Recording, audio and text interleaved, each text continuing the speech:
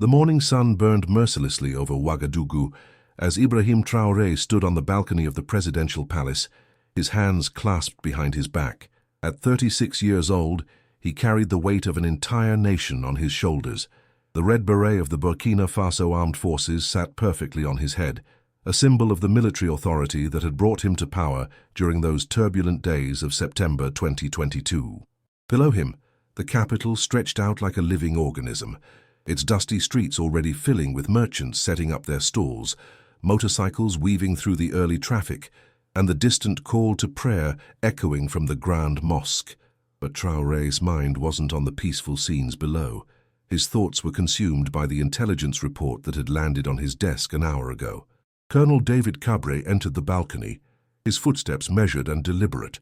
He was one of Traoré's most trusted advisors, a man who had stood by him since the days when they fought side by side against the jihadists in the northern regions. "Mr. President," Cabré said, his voice low, "the surveillance drone footage has been analyzed. There's something you need to see." Traoré turned to face him, his expression unreadable. In the harsh morning light, the lines of fatigue around his eyes were visible, testament to countless sleepless nights spent planning military operations and trying to secure his country's future. "Show me," Traoré said simply. They moved into the Situation Room, where 3 military officers stood around a large digital display. The room was cool, insulated from the growing heat outside, and filled with the quiet hum of computer equipment. Maps of Burkina Faso covered one wall, dotted with red pins marking areas of insurgent activity. The northern and eastern regions were almost completely red. Captain Aminata Sawadogo, head of aerial reconnaissance, stepped forward. She was a sharp woman in her early 30s, one of the few female officers in the military command structure, and she had earned her position through exceptional skill and dedication. "Mr. President," she began, activating the display.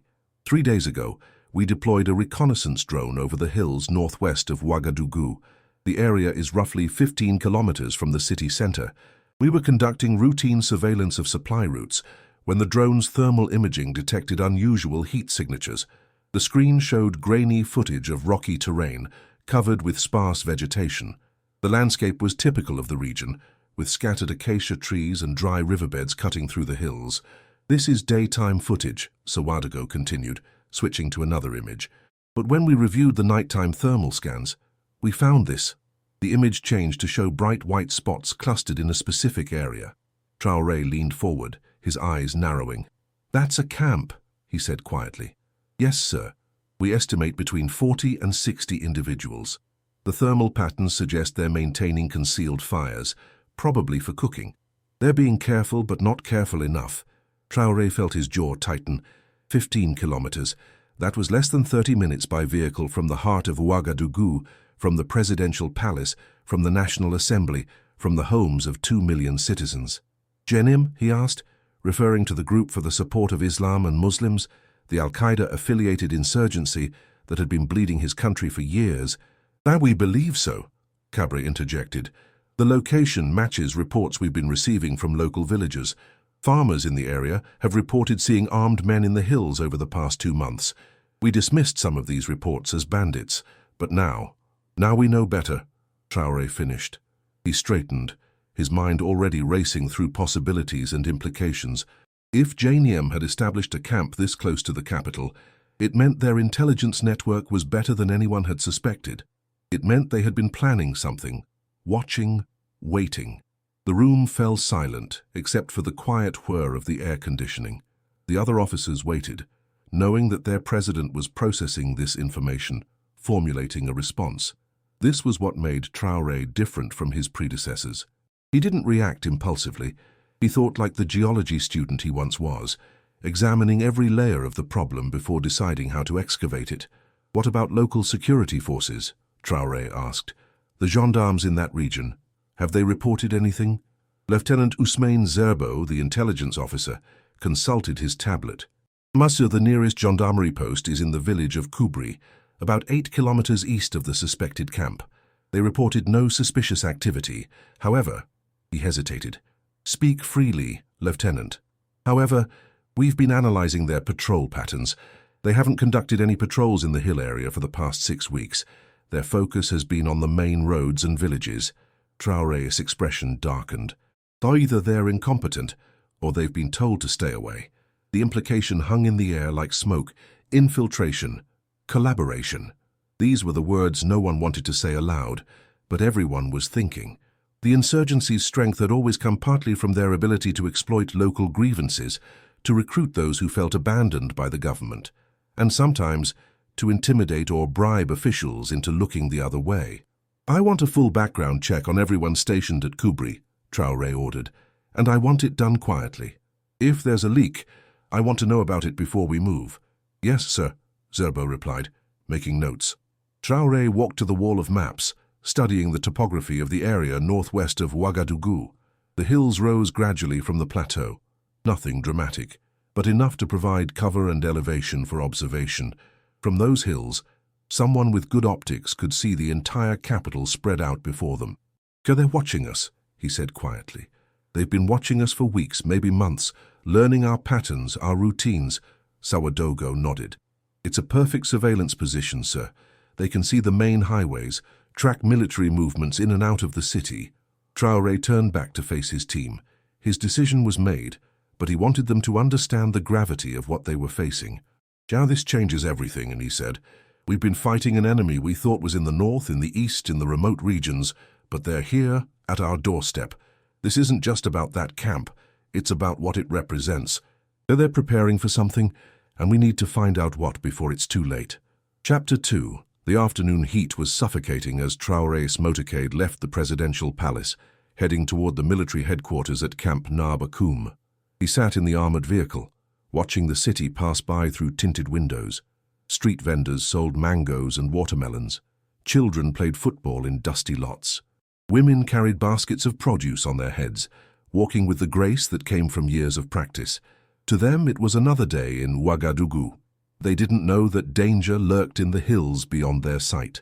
The motorcade passed the Grand Mosque, its minarets reaching toward the cloudless sky. Burkina Faso was a nation of diverse faiths, where Islam and traditional beliefs coexisted, mostly peacefully. The jihadists claimed to fight for religion, but Traoré knew better. They fought for power, for control, for the ability to impose their will on others. They had nothing to do with the peaceful Islam practiced by the majority of his people. At the military headquarters, Traoré was met by General Boubacar Zoungrana, commander of the National Defense Forces. Zoungrana was a veteran soldier, a man who had served under multiple governments and survived the political turbulence that had characterized Burkina Faso's recent history. He saluted as Traoré stepped out of the vehicle. "General," Traoré said, returning the salute, "we have much to discuss." They moved into a secure briefing room where a select group of senior officers had assembled. These were men and women who had proven their loyalty through action, who had fought beside Traoré in the field before his rise to the presidency. Among them was Major Issouf Tapsoba, commander of the Special Operations Regiment, and Captain Razmata Ouedraogo, head of military intelligence. Traoré wasted no time. He had the drone footage displayed on the large screen and summarized the situation. "Gentlemen, we have an enemy encampment 15 kilometers from this room. They've been there for at least 2 months, possibly longer. They're watching us, studying us, and planning something. I need options, and I need them now." General Zoungrana spoke first. "An immediate strike would be the most straightforward approach. We can mobilize helicopter gunships, hit them before they have a chance to scatter." "Too visible," Major Tapsoba countered. "Helicopters over Ouagadougou will cause panic. And if they're as organized as we think, they'll have escape routes prepared. We could end up hitting an empty camp and revealing that we know about them." "What do you suggest?" Traoré asked. Tapsoba stepped up to the map display. "A ground insertion. We use the Special Operations Unit, go in at night. We capture or eliminate the insurgents, but more importantly, we gather intelligence. We need to know what they were planning, who their contacts are in the city." Captain Ouedraogo added her perspective. "We should also consider surveillance before any action. We need to identify the leaders, track their movements. If we strike too soon, we might miss their network in Ouagadougou itself." Traoré listened carefully to each perspective. This was the kind of leadership he valued, the ability to hear different viewpoints and synthesize them into a coherent strategy. He had learned this during his time at the University of Ouagadougou, studying geology and learning to analyze complex systems. Military strategy wasn't so different, examining the layers, understanding the pressure points, predicting where things might fracture. "We'll do both," he decided. "Captain Ouedraogo, I want continuous surveillance on that camp. Use our best equipment, but keep it discreet. Major Tapsoba, prepare your team for an insertion. I want plans for multiple scenarios, capture and interrogation priority, but prepared for combat if necessary. We move in 48 hours. 48 hours, Zungrana questioned. Sir, that's very fast. It has to be, Traoré replied. Every day we wait is another day they watch us. Another day they prepare for whatever they're planning. We need to act decisively. He paused, looking at each officer in turn. But we also need to be smart about this. I want a media blackout. Nothing leaks to the press. The last thing we need is panic in the capital or journalists trying to get close to the operation. We control the information. The officers nodded. They understood. In the age of social media and instant communication, controlling information was as important as controlling territory. Or what about the alliance of Sahel states? Captain Ouedraogo asked. Should we inform Mali and Niger? This could be part of a coordinated insurgency. Traoré considered this. The alliance had been formed partly out of necessity, 3 nations facing similar threats from jihadist insurgency, expelled from the regional body ECOWAS, and seeking to chart their own course. But coordination also meant more people knowing about the operation, more chances for information to leak. Not yet, he decided. Once we have solid intelligence from the operation, we'll share it with our allies. But for now, this stays within Burkina Faso's command structure. As the meeting continued, officers detailed logistics and contingencies. Traoré watched them work, feeling both pride and concern. These were good soldiers, dedicated professionals, but they were also human, and humans made mistakes. The operation would need to be flawless. After the meeting concluded, Traoré remained in the briefing room with General Zungrana.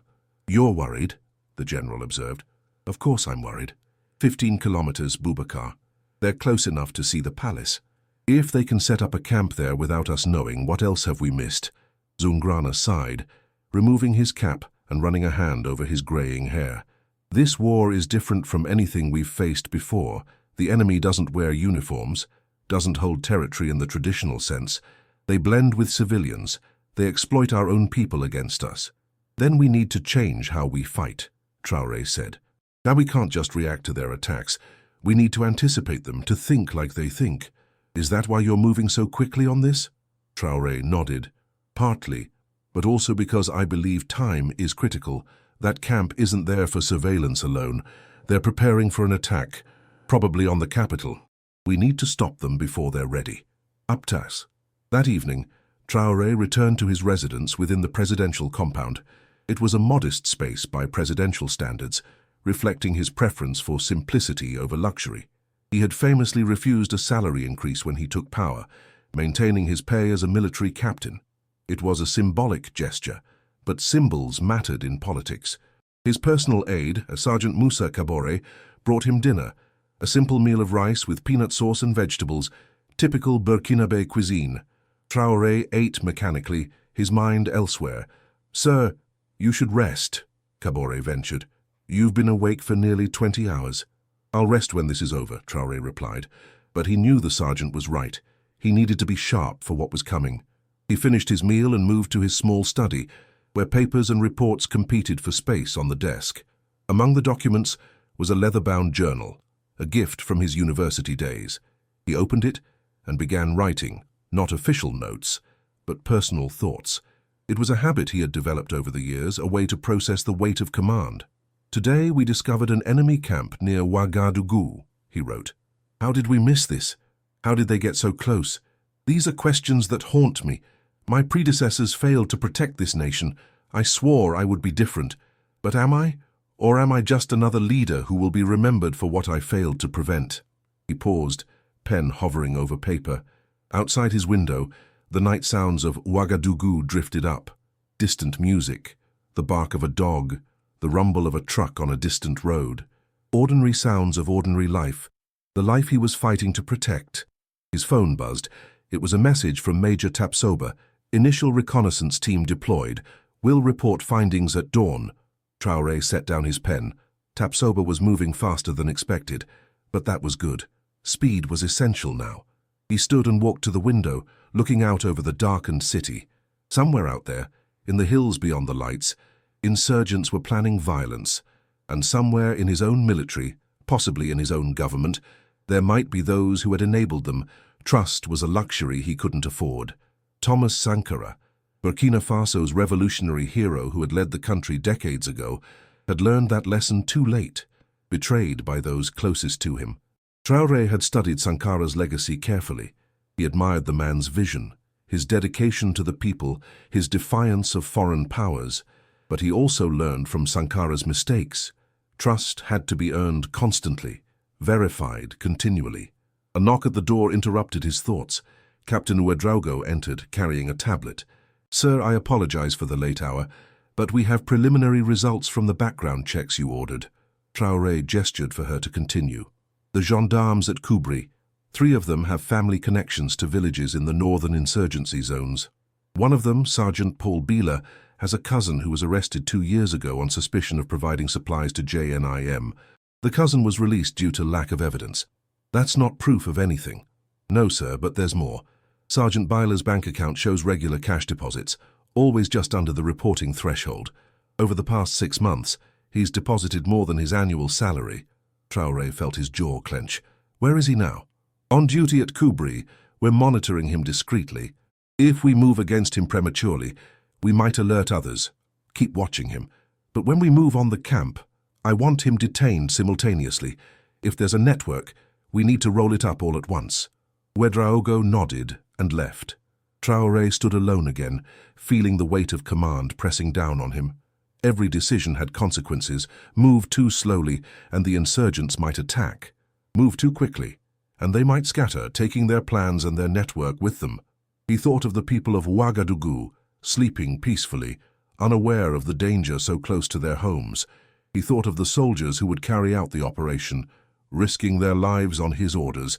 He thought of Burkina Faso itself, this nation born from centuries of resistance, from the mossy kingdoms that had defied foreign empires, from the revolutionary spirit of Sankara, from the resilience of its people through droughts and coups, and now insurgency.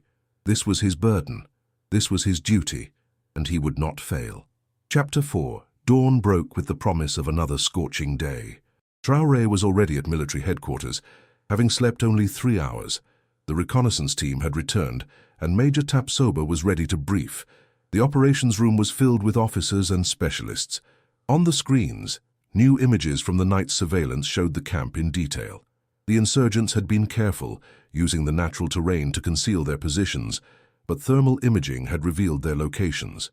"We counted 53 individuals," Tapsoba reported. "They're organized into groups, probably cells with different functions.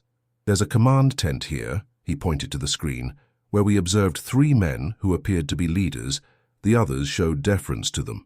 "Did you get facial recognition?" Traoré asked. "We tried, but the image quality wasn't sufficient for positive identification. However, one of the 3 leaders appears to have a distinctive limp. Our database suggests this might be Moussa Diallo, a known JNIM commander operating in the Sahel region." Traoré knew the name. Diallo had been responsible for several attacks on military convoys in the north. He was skilled, ruthless, and had evaded capture for 3 years. "If that's Diallo, this isn't just a surveillance post," General Zungrana observed. "He's a field commander. They're planning something significant." Captain Ouedraogo brought up additional images. "We also observed what appears to be weapons caches, here and here." She indicated 2 locations, covered with camouflage netting, but the thermal signatures suggest metal and possibly ammunition crates. "Heavy weapons?" Traoré asked. "Yes, we can't confirm without closer inspection, but the size of the crates suggests small arms at minimum, possibly RPGs or mortars." The room fell silent as everyone processed this information. If the insurgents had heavy weapons this close to Ouagadougou, they could strike at government buildings, police stations, or civilian targets. The potential for casualties was enormous. "We need to accelerate our timeline," Traoré decided. "Major Tapsoba, Can your team be ready by tonight? Yes, sir. We've been preparing all night. We have 40 operators trained for this type of mission, divided into 4 assault teams and a support element. What's your plan? Tapsoba moved to the tactical map. We insert here 3 kilometers south of the camp, using vehicles to this point, then on foot. We move in complete darkness, night vision only. Team Alpha approaches from the south, Team Bravo from the east. Teams Charlie and Delta hold positions here and here, cutting off escape routes. The support element establishes a command post with overwatch. Rules of engagement. We announce ourselves and demand surrender. If they comply, we detain them. If they resist, we engage with lethal force. But the priority is capturing those leaders alive. Dead men don't give intelligence. Traoré nodded approvingly. What about civilian casualties? There are villages nearby. We've confirmed no civilians in the immediate area of the camp. The closest village is 2 kilometers away. We time the operation for 2 in the morning when everyone should be sleeping. We'll have medical teams standing by in case there are injuries, and if something goes wrong. If they have reinforcements we don't know about. We have a quick reaction force on standby at Camp Nabakum, 30 more operators ready to deploy within minutes. We also have helicopter gunships fueled and ready, though we'll only use them as a last resort. Traoré studied the plan carefully. It was solid, professional, the kind of operation his special forces had executed successfully before. But no plan survived contact with the enemy unchanged. There would be surprises, complications, things they hadn't anticipated. General Zungrana, I want you to personally oversee the operation from headquarters.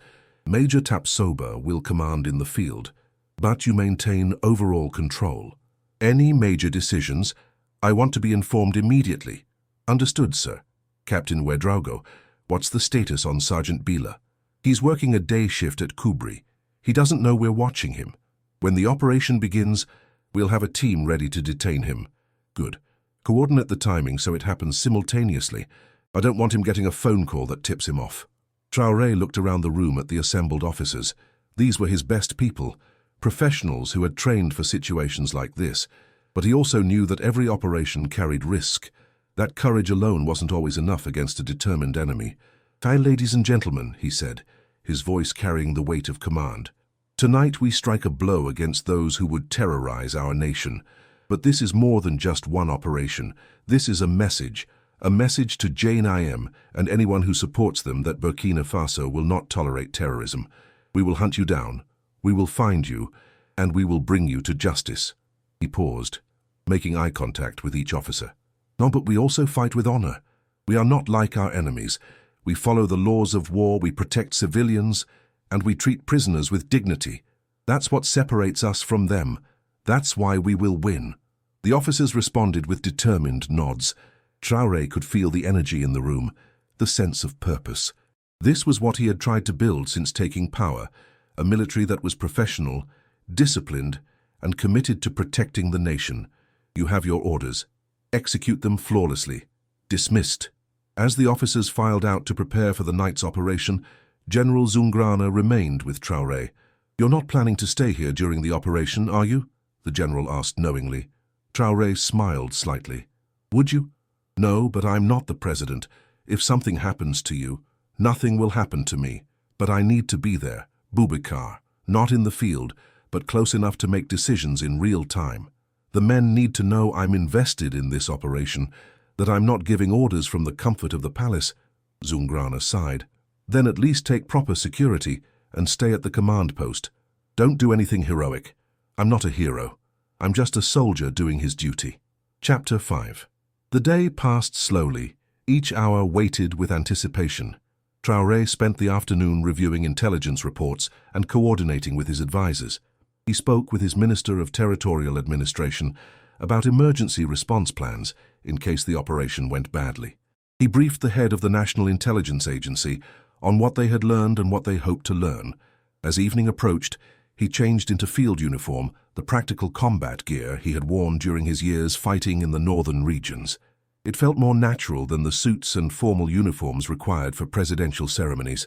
This was who he really was, a soldier, a fighter, someone who led from the front.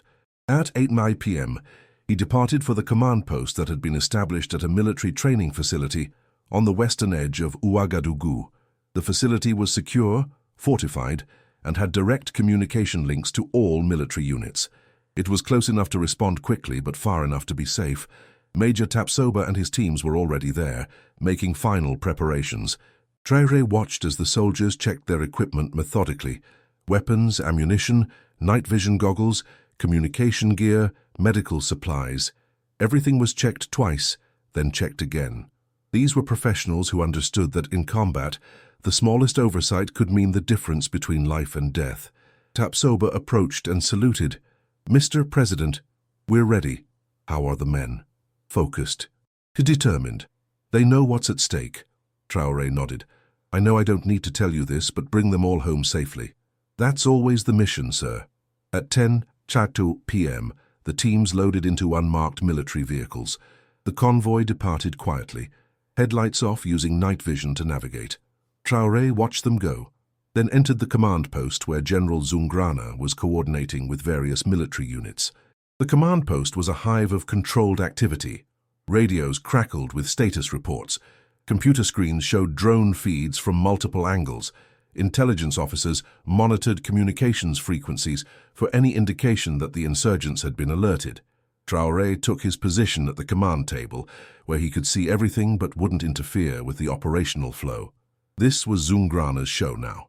His role was to observe, to be ready to make strategic decisions if needed, and to bear the weight of responsibility. At 11:30 p.m., the teams reached their insertion point. The reports came in over the radio. Team Alpha, in position. Team Bravo, in position. Charlie and Delta, ready.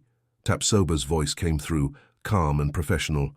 All teams, commence advance. Maintain radio silence unless contact. On the screen, thermal images showed the teams moving through the darkness, disciplined formations advancing through the rocky terrain. They moved like ghosts, trained soldiers who knew how to use the terrain, how to move quietly, how to become invisible. The camp appeared on the screen, still quiet. Some insurgents were sleeping. A few were awake, keeping watch. They had sentries posted, but they were watching the approaches to the camp, not expecting an attack from multiple directions simultaneously. Traoré felt his heart rate increase. This was the moment. Everything depended on the next few minutes. At 1:45 a.m., the teams were in final positions. Traoré could see them on the screen, arranged around the camp like the fingers of a closing fist. Tapsoba's voice came through again. "All teams, on my mark. 3, 2, 1, mark." Chapter 6. The night exploded with coordinated movement. Flashlights blazed across the camp as soldiers shouted, "Military! Surrender! Drop your weapons!" in French and more. For a moment there was confusion in the insurgent camp. Some men stumbled from their shelters, hands raised. Others grabbed weapons. Then gunfire erupted. Traoré watched the thermal images as chaos unfolded. Red muzzle flashes on the screen. Bodies moving, taking cover, returning fire. The professional calm of the command post contrasted sharply with the violence playing out 15 kilometers away. "Team Alpha taking fire from the northern tent," came the report. "Team Bravo engaged. 3 insurgents down." "Command, this is Team Charlie. We have runners heading southwest and pursuing." General Zungrana coordinated responses, directing teams, maintaining overall control of the operation. Traoré forced himself to stay quiet, to trust his officers, even as every instinct wanted to issue orders. The firefight lasted less than 5 minutes, though it felt like hours. When the gunfire finally ceased, the reports began flowing in. Team Alpha, sector secure. 4 insurgents detained, 2 casualties. Team Bravo, sector secure. 3 detained, 5 casualties. Team Charlie, we stopped the runners. 2 detained, 1 casualty. Command, this is Team Delta. We have the command tent secure. 3 individuals detained alive, including one matching the description of Diallo. Traoré felt relief wash through him. They had achieved the primary objective. The leaders were captured alive. Now came the crucial part, gathering intelligence. "Any casualties on our side?" he asked quietly. Zungrana checked the reports. 2 soldiers wounded, non-critical. Everyone else accounted for. Traoré closed his eyes briefly, grateful. 2 wounded was too many, but it could have been so much worse. On the screen, the teams were now securing the camp, searching shelters, cataloguing weapons and supplies. Medical teams were treating the wounded, both insurgents and soldiers. Everything was being photographed, documented, prepared for analysis. Major Tapsoba's voice came through. "Command, request permission to begin interrogating prisoners on site." "Denied," Traoré said, speaking into the radio for the first time. "Bring them all here. I want them isolated, secured, and interrogated properly. Don't give them time to coordinate stories." "Understood, sir. Estimate 30 minutes to load and transport." As the teams prepared to withdraw, Captain Ouedraogo approached with her phone. "Sir, the team at Kubri has detained Sergeant Bila. He attempted to destroy his phone when they arrived, but they stopped him. They're examining it now." "Good. Hold him separately from the camp prisoners. I don't want them knowing we've identified him." The next hour passed in controlled intensity. The prisoners were transported to the military facility, separated into individual holding cells. The weapons cache from the camp was catalogued: 23 assault rifles, 4 RPGs, 2,000 rounds of ammunition, and a crate of grenades. Enough firepower to cause significant damage, but it was the documents that proved most valuable. In the command tent, soldiers found maps of Ouagadougou with specific buildings marked: the Presidential Palace, the National Assembly, police headquarters, and several hotels frequented by foreigners. They found schedules noting when security changed shifts. They found lists of names, some of which were recognized as government officials or military officers. Traoré studied these documents with a cold fury. The insurgents hadn't just been watching. They had been planning a coordinated attack on multiple targets in the capital. If they had succeeded, the casualties would have been catastrophic. At 3:30 a.m., the man identified as Moussa Diallo was brought into an interrogation room. Traoré observed through a one-way mirror as intelligence officers prepared to question him. Diallo was in his 40s, weathered from years in the field. The limp was indeed noticeable when he walked. He sat calmly in the chair, showing no obvious signs of distress. This was a man who had been in difficult situations before. Captain Ouedraogo handled the interrogation personally. She entered the room and sat across from Diallo. "Moussa Diallo," she said, "we know who you are. We have your records. Commander in JNIM, responsible for attacks on military convoys in the Sahel region, wanted for terrorism and murder." Diallo stared at her silently. "You were planning an attack on Ouagadougou. We have your maps, your schedules, your weapons. What we need to know is when you were planning to strike and who your accomplices are in the city." Still silence. Ouedraogo leaned forward. "Let me explain your situation. You're not going back to JNIM. You'll never see the Sahel again. You're going to spend the rest of your life in a Burkinabe prison. The only question is whether you die a hero to your cause or whether you help prevent more bloodshed. I can't offer you freedom, but I can offer you the dignity of saving lives." For the first time, Diallo spoke, his voice rough. "You think this is about dignity? You think your government cares about the people? They abandoned the North. They let foreign powers exploit our resources. We fight for justice. By planning to murder civilians in their capital, that's not justice. That's terrorism. One man's terrorist is another man's freedom fighter." Traoré had heard enough. He left the observation room and entered the interrogation room, surprising both Ouedraogo and Diallo. "Mr. President," Ouedraogo stood quickly. Traoré waved her to sit. He pulled up a chair and sat directly across from Diallo. "Moussa Diallo," he said quietly, "you speak of justice. You speak of fighting for the people, but I've seen what your organization does. I've been in the villages you've attacked. I've spoken with widows and orphans you've created. So don't lecture me about justice." Diallo met his gaze evenly. "And I've seen what your military does. The massacres, the arbitrary arrests. You're no better." "Perhaps," Traoré acknowledged, surprising both Ouedraogo and Diallo. "War makes monsters of us all. That's why it needs to end. And it will end, Diallo. Not because we've defeated you in every battle, but because eventually the people will see that your promises of justice are hollow. You offer nothing but more violence." "Then why are you here, President? To convert me?" "No. I'm here because I need to understand something. You've been fighting for years. You've evaded capture repeatedly. You're smart, experienced. So why were you sitting in a camp 15 kilometers from Ouagadougou, planning an attack that had almost no chance of success? Even if you'd struck those targets, what then? We would have hunted you down. The operation was suicide." Diallo smiled slightly, and in that smile, Traoré saw something that chilled him. It wasn't the smile of a man facing defeat. It was the smile of someone who knew a secret. Maybe some operations aren't meant to succeed, Diallo said quietly. Maybe some operations are meant to be found. Before Traoré could respond, an alarm began blaring throughout the facility. If you're enjoying this story, consider subscribing to the channel so we can continue bringing you more content like this. Chapter 7. The command post erupted into controlled chaos.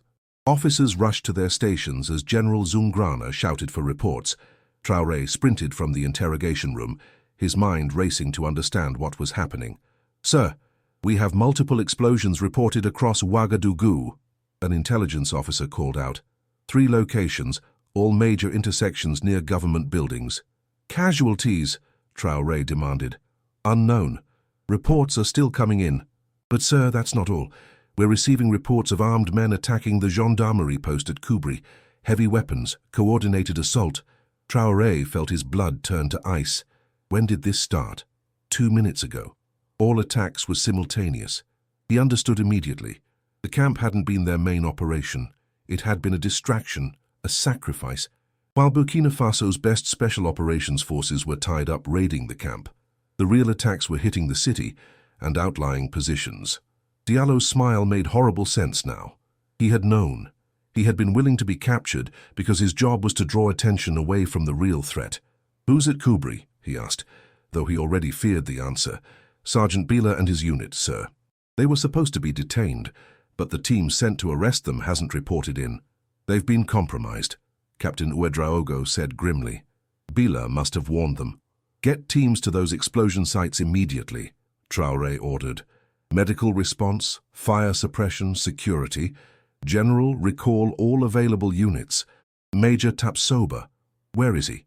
"Still at the campsite, securing evidence. Get him back here with his teams. We need them in the city." The next 30 minutes were a blur of rapid decisions. Traoré coordinated responses from the command post, directing military and police units to secure the explosion sites, deploying medical teams to treat casualties, establishing checkpoints throughout the capital to prevent further attacks. Reports continued to flood in. The explosion at Place des Nations Unies had killed 4 people and wounded 12. Another at a major intersection near the National Assembly had killed 2. The third, near police headquarters, had been intercepted by alert officers who had stopped a suspicious vehicle before it reached its target. But the resulting gun battle had left 3 police officers wounded. At Koubri, the situation was even worse. The gendarmerie post was under siege by at least 20 heavily armed insurgents. The team sent to arrest Sergeant Bila had been ambushed on the way, their vehicles destroyed by RPGs. 3 soldiers were dead, 2 more wounded. Traoré felt the weight of command crushing down on him. He had been outsmarted. While he was focused on the camp, thinking he was being proactive, the insurgents had executed their real plan. Diallo and his men hadn't been preparing to attack. They had been the bait. The real attack force had been hidden elsewhere, waiting. "How did we miss this?" he asked no one in particular. "How did they hide a second force?" Captain Ouedraogo brought up satellite imagery. "Sir, if you look at the timeline, the attack started exactly when we detained Diallo. Someone was watching, waiting for that signal, which means they have real-time intelligence on our operations. The leak isn't just Sergeant Bila, it's someone higher up." The implications were staggering.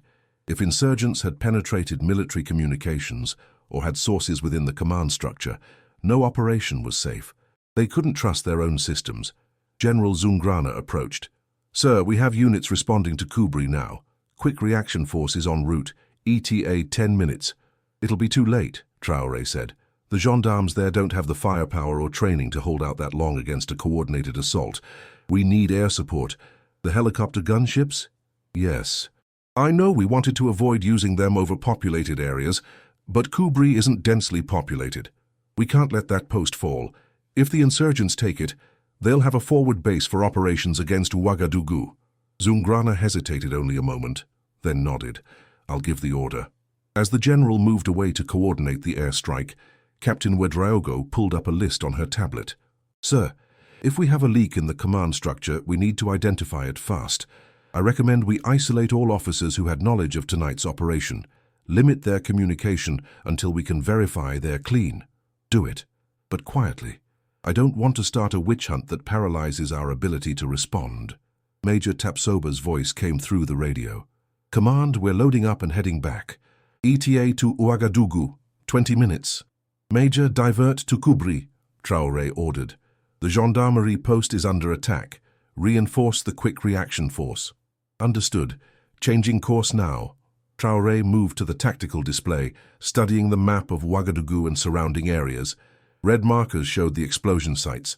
Blue markers showed friendly forces. Orange markers showed hostile contacts or suspected insurgent positions. The city looked like it was under assault, and in a way, it was. This was psychological warfare, striking at the heart of the capital to spread fear and demonstrate that no place was safe. His phone rang. It was the Minister of Territorial Administration.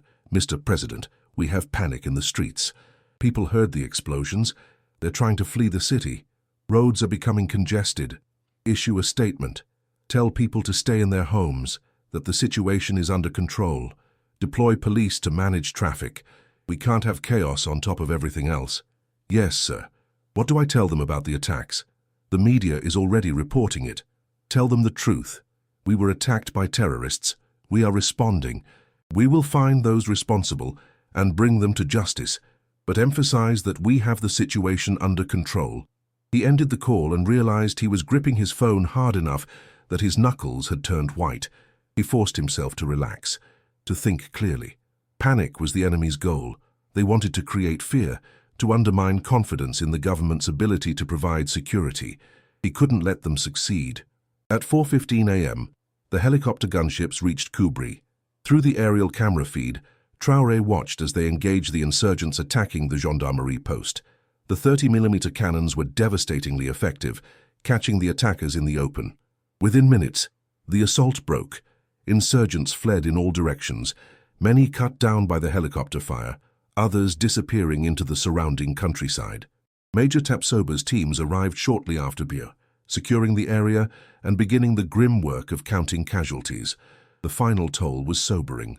12 gendarmes dead, including the post commander, and 8 wounded. On the insurgent side, 15 bodies were recovered, but at least 10 more had escaped. Sergeant Bila was found in one of the gendarmerie buildings, dead from a gunshot wound to the head. It wasn't clear whether he had been killed by the attacking insurgents to silence him or had taken his own life. Either way, any intelligence he might have provided was lost. As dawn broke over Ouagadougou, Traoré surveyed the damage. 6 civilians dead from the explosions, 19 wounded, 12 gendarmes dead, 8 wounded, 3 soldiers dead from the ambush, 2 wounded. On the insurgent side, at least 20 dead from both operations, and 53 captured at the camp, including Moussa Diallo. In purely military terms, it was a victory. They had prevented a major attack on the capital, captured a significant insurgent commander, and inflicted heavy casualties. But Traoré felt no sense of triumph. They had been manipulated, their own operation used against them. And somewhere in his military or government, there was still a leak, still someone feeding intelligence to Janiem. He stood outside the command post as the sun rose, watching the sky turn from purple to pink to blue. The new day brought no comfort. The war continued, and he had learned a hard lesson about the nature of his enemy. They were adaptive, clever, willing to sacrifice their own for strategic gain. Same as Chapter 8. The next 72 hours were a whirlwind of activity. Traoré barely slept, driven by the need to understand what had happened and prevent it from happening again. The interrogations of the captured insurgents continued around the clock. Most refused to talk, but a few were willing to exchange information for better treatment or reduced sentences. From these interrogations, a picture emerged of JNIM's operation. The camp in the hills had been established 3 months ago, with the explicit purpose of being discovered eventually. It was staffed with experienced fighters under Diallo's command, but it was always meant to be expendable. The real attack force had been hidden in safe houses throughout Ouagadougou's suburbs, living among the population, gathering intelligence, preparing explosives. The leak in the security services was more extensive than anyone had feared. It wasn't just Sergeant Bila. There were at least 5 others identified, ranging from a clerk in the Ministry of Defense who passed information about military movements to a lieutenant in the Capital District Police who provided details about security procedures. All had been recruited through a combination of ideology, money, and in some cases intimidation of their families. The investigation revealed that Jane IM had been building this network for over a year, patiently recruiting, testing loyalty, establishing communication protocols that were difficult to trace. It was sophisticated intelligence work that spoke to external support, possibly from jihadist groups in other countries who had experience with urban terrorism. Traoré convened an emergency meeting of his Security Council. The faces around the table reflected the stress of the past days. General Zungrana, Major Tapsoba, Captain Wedraogo, the Minister of Defense, the Minister of Territorial Administration, and the head of the National Intelligence Agency. "Gentlemen," Traoré began, "we've uncovered a cancer within our security apparatus. The question now is not just how to remove it, but how to prevent it from growing back."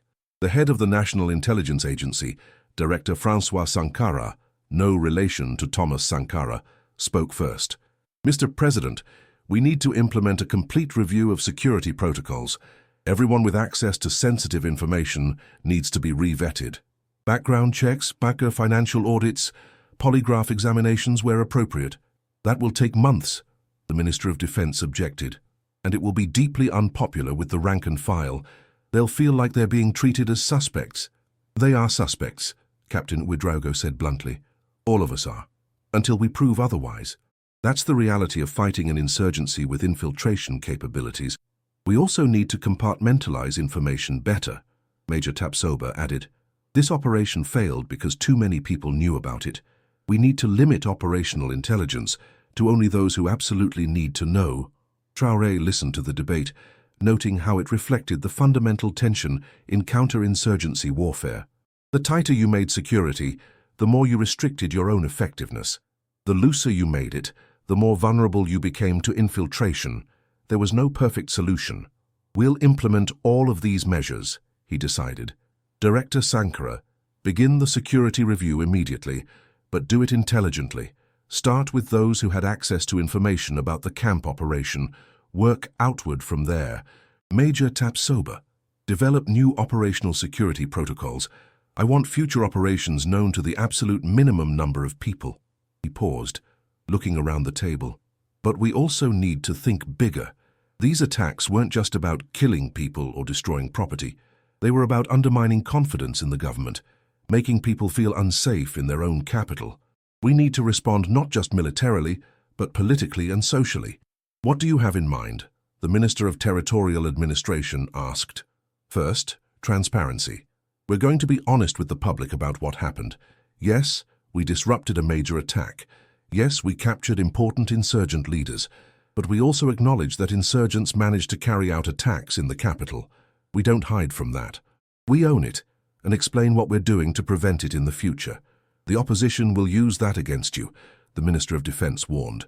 "Let them. The people aren't stupid. They know there was an attack. If we try to spin it as a total victory, we lose credibility. But if we're honest about the challenges while showing we're actively addressing them, we build trust."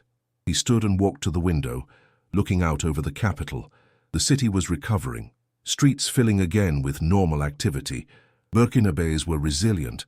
They had survived droughts, coups, and now terrorism. They would survive this too. Second, we need to strengthen our connection with local communities. The insurgents recruit partly because people feel abandoned by the government. We need to show them that Burkina Faso is fighting for all its citizens, not just those in the capital. "That requires resources we don't have," the Minister of Defense said. "We're already spending most of our budget on the military." Then we find more resources. We nationalize gold mines, redirect some of that revenue to community development. We reach out to international partners, but on our terms, not theirs. We show people that security and development go hand in hand. General Zungrana spoke up. "Sir, with respect, I understand the political necessity, but my immediate concern is military effectiveness. We have 53 prisoners from the camp. What do we do with them?" "They face trial," Traoré said. "Public trials, transparent legal process. We show that even terrorists get justice under our system. That's what separates us from them. Some of them have valuable intelligence. If we put them through the normal legal system, we might not be able to act on information before it becomes outdated. It was a valid concern. Traoré thought carefully before responding.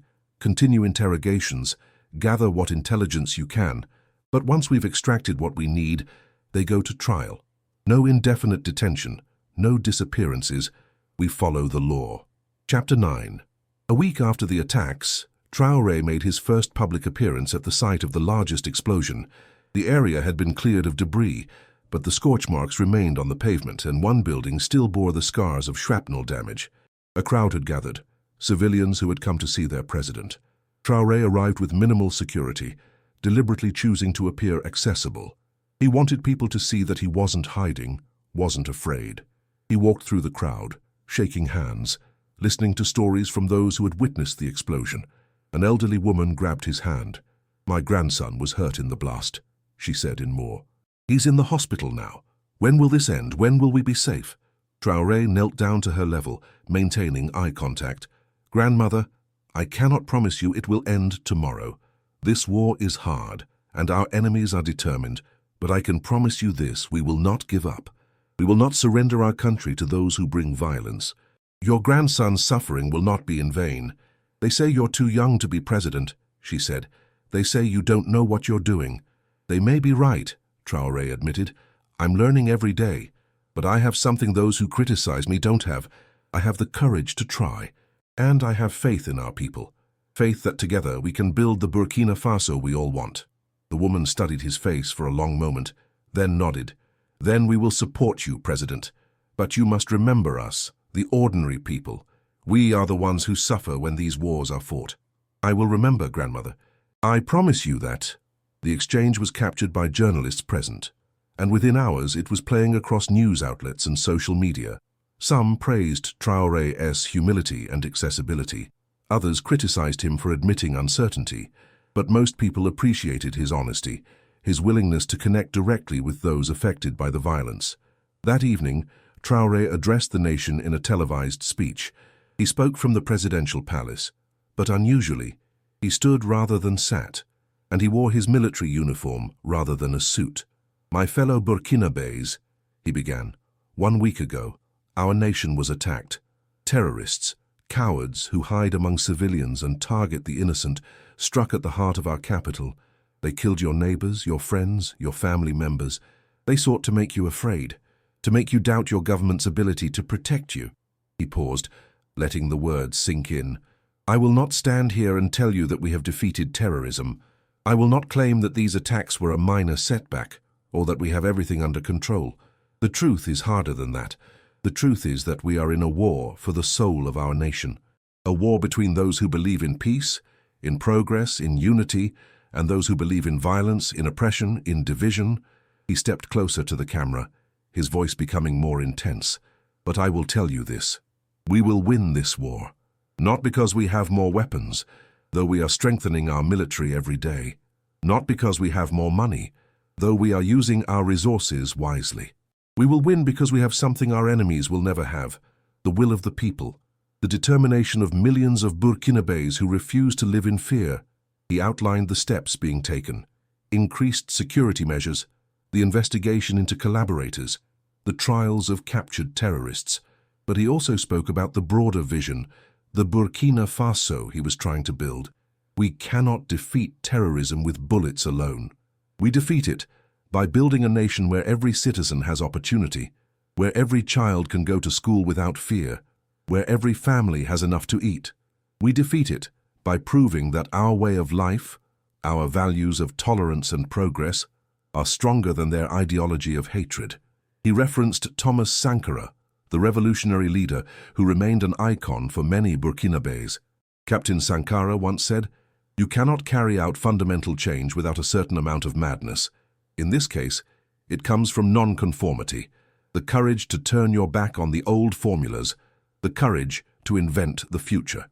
Today, we honor his memory by having that same courage, by refusing to accept that terrorism is our destiny, by inventing a future of peace and prosperity. The speech was well received domestically, with many praising Traoré's combination of realism about challenges and optimism about the future.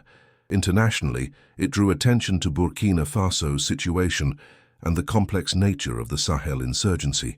But Traoré knew that speeches weren't enough. Words had to be backed by action. In the days following his address, he announced concrete measures: increased funding for education in rural areas, new infrastructure projects to connect remote regions to the capital, programs to support young people with vocational training. These initiatives faced skepticism from some quarters. How could a country at war afford development programs? Where would the resources come from? Traoré's answer was to point to the newly nationalized gold mines and the revenue they generated, money that had previously left the country and now stayed to build Burkina Faso's future. Chapter 10. 2 weeks after the attacks, Major Tapsoba brought important news. Through extensive interrogation and analysis of captured communications equipment, they had identified the logistics network that had supported the urban attacks. It centered on 3 safe houses in Ouagadougou's suburbs and a compound near the town of Koudougou, about 100 kilometers west of the capital. This is their hub, Tapsoba explained, showing Traoré satellite imagery of the compound. They bring in explosives and weapons through the Mali border, stage them here, then distribute them to cells in the capital. If we shut this down, we significantly disrupt their urban operations. What's the risk? Traoré asked. It's in a populated area. Civilian casualties are a concern, but we can minimize that with careful planning. We go in early morning, evacuate nearby houses under the pretext of a gas leak or something similar, then hit the compound fast. And the 3 safe houses in Ouagadougou, we raid them simultaneously. Same early morning timing. Surprise is critical. If we hit one and the others get word, they'll scatter. Traoré studied the intelligence. This was the kind of opportunity they had been waiting for, a chance to strike at the insurgent infrastructure that made urban attacks possible. But it also carried risks. If innocent people were hurt, it would undermine everything he had been saying about winning hearts and minds. "Get me more intelligence on those locations," he ordered. "I want to know exactly who's living nearby, what the buildings are made of, every possible scenario, and I want alternative plans. If we can take them with minimal risk, we do it. If not, we find another way." Over the next week, surveillance teams watched the locations constantly. They used drones, satellite imagery, and human intelligence from informants to build a complete picture. The compound near Koudougou was occupied by at least 8 insurgents, all male, all adults. The safe houses in Ouagadougou were more problematic. 2 of them had families living in neighboring units. The third appeared to be occupied only by insurgents. Captain Ouedraogo proposed a solution. "We use a staged approach. We evacuate civilians from the areas around the 2 problematic safe houses 24 hours before the raid. We tell them there's a security concern. We're relocating them temporarily for their safety. They get housed in government facilities, fed, treated well. Meanwhile, we set up surveillance to watch who leaves the safe houses. If insurgents evacuate too, we track them. If they stay, we know they don't think they've been compromised. That tips our hand," General Zungrana objected. "They'll know something is coming." "Maybe," Ouedraogo acknowledged, "but it protects civilians, which is the priority. And even if they suspect something, where do they go? We'll have teams ready to follow anyone who leaves." Traoré approved the plan. The risk of losing some insurgents was acceptable if it meant no innocent people were hurt. They scheduled the operation for a week later, giving them time to prepare meticulously. In the meantime, the trials of the camp prisoners began. Moussa Diallo was the first to face justice. The trial was held in a military court, but open to media and public observers. Traoré had insisted on transparency, even though some advisors warned that Diallo might use the platform to spread propaganda. Diallo did indeed try to use his trial to justify JNIM's actions, speaking about government corruption, foreign exploitation of resources, and the marginalization of rural communities. But the prosecution methodically presented evidence of his crimes, the attacks he had ordered, the civilians who had died, the terror he had spread. The most powerful testimony came from victims. A widow whose husband had been killed in a convoy attack that Diallo commanded, an imam from a village that had been raided for refusing to support the insurgency, a former JNIM member who had defected and described the group's brutal tactics. Throughout the trial, Diallo maintained a defiant attitude, showing no remorse. When the verdict came, guilty on all charges, he shouted, "This government will fall. The people will rise." But the judge, a respected military officer, known for his integrity, responded calmly, "The people have risen. They rose to demand justice, accountability, and peace. You represent the past. Burkina Faso represents the future." Diallo was sentenced to life imprisonment. As he was led from the courtroom, he locked eyes with Traoré, who was present to observe the proceedings. For a moment, the two men stared at each other, representing opposing visions for Burkina Faso's future. Then Diallo was taken away, and the courtroom erupted in discussion. The trial was widely covered, both domestically and internationally. Human rights organizations praised the transparency and adherence to legal procedures. Some questioned the use of military courts rather than civilian ones, but acknowledged that in a state of emergency, certain procedures were necessary. For Traoré, the trial represented something important. The rule of law still mattered, even in wartime. Even when fighting terrorists, even when facing an existential threat, Burkina Faso would maintain its principles. It was a message to his own people, to regional partners, and to the insurgents themselves. Chapter 11. The day of the operation arrived. Traoré was at military headquarters, watching from the command center as teams moved into position. The evacuation of civilians from the two Ouagadougou safe houses had gone smoothly. Most people cooperated, grateful that the government was being proactive about their safety. A few grumbled about the inconvenience, but accepted temporary housing without major protest. Surveillance confirmed that the safe houses remained occupied after the evacuation. Either the insurgents inside didn't realize they were targets, or they were too committed to their mission to flee. 2 men had left one of the houses during the evacuation period, and tracking teams had followed them to a 4th location, another safe house that hadn't been on their initial intelligence. That location was added to the raid plan. At 4 a.m., the operation began. 4 teams struck simultaneously in Ouagadougou, 1 for each safe house. A 5th team hit the compound near Koudougou. The raids were fast, professional, using the tactics that had been refined through years of counterinsurgency operations. The first 3 safe houses were secured within minutes. 12 insurgents were captured, along with a significant cache of explosives, weapons, and bomb-making materials. No shots were fired. The insurgents, woken from sleep and surrounded by heavily armed soldiers, surrendered without resistance. The 4th safe house, the one discovered through surveillance, was more complicated. When soldiers breached the door, they found 4 insurgents preparing explosives. A brief firefight erupted. 2 insurgents were killed, 2 captured. 1 soldier was wounded by shrapnel, but not critically. The explosives were carefully disarmed by bomb disposal experts. At Koudougou, the compound raid encountered fierce resistance. The insurgents there had been more alert, possibly warned by someone despite all security precautions. They opened fire as soon as the assault began. The firefight lasted 20 minutes, intense urban combat that tested the skills of the soldiers involved. When it ended, 6 insurgents were dead, 2 captured. 3 soldiers were wounded, 1 seriously. The compound itself was found to contain a significant stockpile, enough explosives and weapons to supply multiple attacks, sophisticated communication equipment, and crucially documents detailing the insurgent network in western Burkina Faso. As dawn broke, Traoré surveyed the results. It was a substantial success. 20 insurgents captured, 8 killed, and a major logistics hub destroyed. The materials seized would prevent multiple attacks. The documents would lead to further operations against the network, but the cost weighed on him. 4 soldiers wounded, 1 fighting for his life in surgery, 8 insurgents dead, men who, in another life, might have been farmers or traders or teachers. The cycle of violence continued, each action spawning reaction, each victory shadowed by loss. General Zungrana approached, reading the expression on Traoré's face. "It's never easy," the general said quietly, "knowing that your orders resulted in death, even enemy death, but you made the right call. We protected civilians, we followed proper procedures, and we dealt a significant blow to the insurgency." "I know," Traoré replied, "but knowing it's right doesn't make it easier to bear." They stood in silence for a moment, then Traoré straightened. There was work to do. The captured insurgents needed to be interrogated. The documents needed to be analyzed. Intelligence needed to be acted on before it became stale.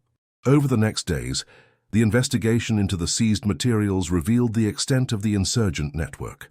They had cells not just in Ouagadougou, but in several other cities. They had sympathizers in various government agencies, mostly low-level clerks and officials, but enough to provide useful intelligence. They had funding streams from various sources, some ideological support from international jihadist organizations, some from criminal activities like gold smuggling, but they also found something encouraging in the documents, evidence of internal divisions within JNIM. Some commanders wanted to focus on rural areas where they had more support. Others pushed for urban attacks despite the risks. There were disputes about tactics, about relationships with other jihadist groups, about whether to negotiate with governments or maintain pure confrontation. "This is useful," Captain Ouedraogo said as she briefed Traoré on the findings. "If they're divided, we can exploit that, maybe even encourage defections." "Carefully," Traoré cautioned. "We don't want to be seen as trying to manipulate them. But if there are individuals who want out, who are tired of the violence, we should give them a path. Not amnesty necessarily, but a way to return to civilian life under supervision." It was a controversial position. Many in the military wanted harsh punishment for all insurgents, but Traoré believed that a purely punitive approach wouldn't end the conflict. There needed to be off-ramps, ways for people caught up in the insurgency to leave it behind. The public reaction to the raids was largely positive. The fact that no civilians had been hurt, that the operations had been conducted professionally, reinforced the message that the government could provide security while respecting rights. International observers noted the careful planning and execution, contrasting it favorably with more aggressive counterterrorism operations in other countries. But Traoré knew this was just one battle in a longer war. The insurgency wouldn't end because of these operations. It would adapt, find new tactics, new hiding places. The struggle would continue for months, probably years. Tarshitan, Chapter 12. 3 weeks after the raids, Traoré stood once again on the balcony of the presidential palace, watching the sun set over Ouagadougou. The city was peaceful, the usual evening sounds drifting up, the call to prayer, the laughter of children playing, the rumble of traffic. It could have been any evening in any city, unmarked by war or terror, but Traoré knew better. The peace was fragile, maintained by the constant vigilance of security forces, by the courage of ordinary citizens who refused to be intimidated, by the careful balance of firmness and justice that he tried to maintain in his leadership. General Zungrana joined him on the balcony, bringing a bottle of bissap juice and 2 glasses. It was a small ritual they had developed, taking a few minutes at the end of difficult days to decompress, to remember they were human and not just soldiers. "The wounded soldier from Koudougou is recovering," the general reported. "He'll be back to duty in a few weeks." "Good. And the intelligence from the raids? We've already acted on it. 8 more arrests across the country, including 2 mid-level commanders. We're dismantling their network piece by piece, but they'll rebuild. They always do." "Yes, but each time it takes them longer. Each time we know more about how they operate. We're learning, adapting." Traoré sipped his juice, tasting the tartness of hibiscus flowers. It was a quintessentially Burkinabe flavor, one of the small things that connected him to his homeland and its people. "I've been thinking about Moussa Diallo," he said, "about what he said during his interrogation, that maybe some operations are meant to be found. He was trying to get in your head, classic psychological warfare. Perhaps, but he was also right in a way. We found his camp because he wanted us to, and we fell into their trap. The question is, what did we learn from it? We learned to be more careful, to assume our communications might be compromised, to verify intelligence before acting on it. We learned humility," Traoré said. "We learned that our enemies are smart, adaptive, and willing to sacrifice for their goals. That's a valuable lesson, even if it came at a high cost." They stood in comfortable silence for a while, watching as the sky turned from orange to purple to deep blue. Stars began to appear, the same stars that had shone over Burkina Faso for centuries, through the kingdoms of the Mossi, through colonial occupation, through independence and coups, and now, through the struggle against terrorism. "Do you ever doubt?" Zungrana asked quietly. Doubt that we can win this? Traoré considered the question carefully before answering. Every day. But I've learned that doubt and determination aren't opposites. You can doubt your ability to succeed and still keep trying. In fact, the doubt keeps you sharp, keeps you from becoming arrogant or complacent. That's very philosophical for a geology student turned soldier. Traoré smiled. Geology teaches patience. You learn that mountains are built grain by grain over millions of years. Change happens slowly, through countless small actions. That's what we're doing here, building a new Burkina Faso grain by grain. His phone buzzed. It was a message from Captain Ouedraogo. New intelligence from prisoner interrogations. Possible JNIM leadership meeting planned in northern region next month, requesting permission to begin planning operation. Traoré showed the message to Zungrana. It never ends, does it? The general said. No, but that's okay, because we don't give up either. Traoré typed a response. Permission granted. Begin planning. Full briefing tomorrow morning. He put his phone away and looked out over the city again. Somewhere out there, insurgents were planning their next attack. Somewhere in the military command, officers were working through the night to prevent it. Somewhere in the villages and towns across Burkina Faso, families were trying to live normal lives despite the constant threat of violence. And here in the capital, a young president carried the weight of their hopes and fears, making decisions that would shape his nation's future, learning from mistakes, trying to build something better than what came before. The discovery of the hidden camp had been a wake-up call, a reminder that the enemy was closer than anyone had imagined. But it had also been an opportunity, a chance to dismantle part of the insurgent network, to learn their tactics, to adapt and improve. Do you know what I think about sometimes? Traoré said to Zungrana. I think about that grandmother I met at the explosion site, the one who asked when this would end, when her grandson would be safe. What did you tell her? The truth, that I couldn't promise it would end tomorrow, but that we wouldn't give up trying. And if you could speak to her now, after everything that's happened. Traoré thought about the raids, the trials, the continuing investigations. He thought about the soldiers who had been wounded or killed. He thought about the insurgents who had been captured or eliminated. He thought about the civilians who had been protected, the attacks that had been prevented. I'd tell her the same thing. We're still trying, and we'll keep trying as long as it takes, because that's what leadership means. Not promising easy victories or quick solutions, but committing to the struggle, day after day, decision after decision, until we build the peaceful, prosperous Burkina Faso that all our people deserve. The night deepened around them. Tomorrow would bring new challenges, new threats, new decisions to make. But tonight, for just a few minutes, Ibrahim Traoré allowed himself to simply exist in the moment, to feel connected to his homeland and its people, to remember why he fought.